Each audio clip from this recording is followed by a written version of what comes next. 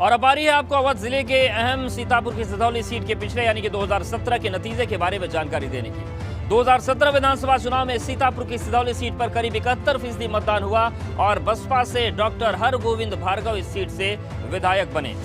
इन्हें सपा के मनीष रावत को इन्होंने चुनाव में मात दी थी और उसके बाद समीकरण यहां पर बदले। अब बारी आपको अवध के सीतापुर जिले की सिधौली सीट के पिछले 3 नतीजों के बारे में जानकारी देने की, जिससे आपको सिधौली सीट के सियासी मिजाज को समझने में आसानी होगी। 2007 की बात करें तो सिधौली सीट पर बसपा से डॉक्टर हरगोविंद भार्गव ने चुनाव जीता। हालांकि 2012 में इन्हें हार का सामना करना पड़ा और सपा के मनीष रावत विधायक बने।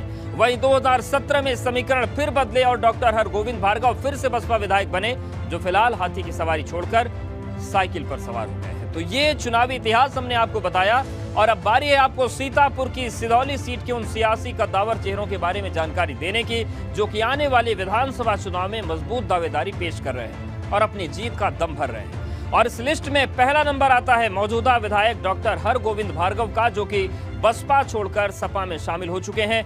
दूसरे नंबर पर सपा के मनीष रावत हैं, जो कि सीट पर सपा विधायक रहे। तीसरे नंबर पर प्रभात किशोर जैकी हैं, जो कि मोहनलालगंज से भाजपा सांसद कौशल किशोर के बेटे हैं और मजबूत दावेदारी पेश कर रहे हैं। वहीं चौथे नंबर पर लालजी भार्गव हैं, जो कि मजबूत दावेदारी अपनी पेश कर रहे हैं। तो ये 4 बड़े सियासी चेहरे हैं और अब बारी है आपको सीतापुर की सिधौली विधानसभा सीट के इन सभी कद्दावर चेहरों के बारे में सिलसिलेवार ढंग से जानकारी देने की, जिससे आपको इनके सियासी रसूख और ताकत का अंदाजा लग सकेगा।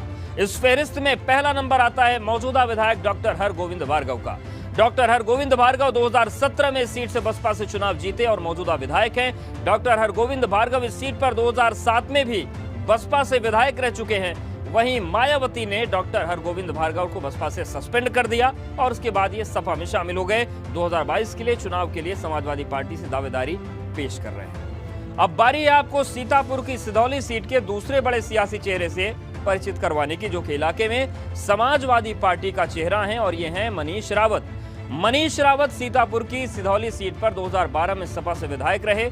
2017 विधानसभा चुनाव में मनीष रावत सपा से दूसरे नंबर पर रहे और इलाके में सपा के कद्दावर नेता माने जाते हैं। मनीष रावत मोहनलालगंज से पूर्व सांसद सुशीला सरोज के दामाद हैं। दलित तबके में पैठ मजबूत है और इसी के दम पर ये सपा से दावेदारी पेश कर रहे हैं। तीसरे चेहरे की बात करते हैं तो सिधौली सीट से तीसरे बड़े सियासी जो चेहरे हैं ये भाजपा से हैं और मजबूत दावेदारी पेश कर रहे हैं और ये हैं प्रभात किशोर।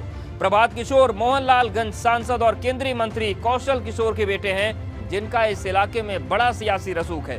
प्रभात किशोर की सीतापुर के सिधौली विधानसभा सीट के दलित तबके में बहुत अच्छी पैठ मानी जाती है और प्रभात किशोर की सिधौली इलाके के सवर्ण तबके के बीच भी अच्छी पकड़ है, जो कि भाजपा के पारंपरिक वोटर माने जाते हैं।